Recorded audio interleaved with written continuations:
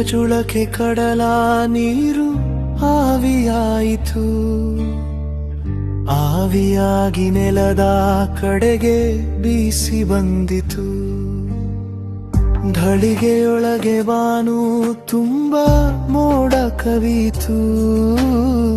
ಮಿಂಚು ಮಿಂಚಿ ಜಗವು ಬೆಳಗಿ ಗುಡುಗು ಗುಡುಗಿತು.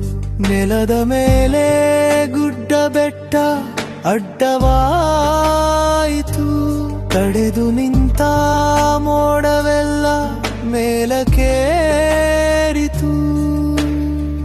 ಮೋಡ ಮೇಲಕ್ಕೇರಿದಾಗ ತಂಪು ತಗುಲಿತು.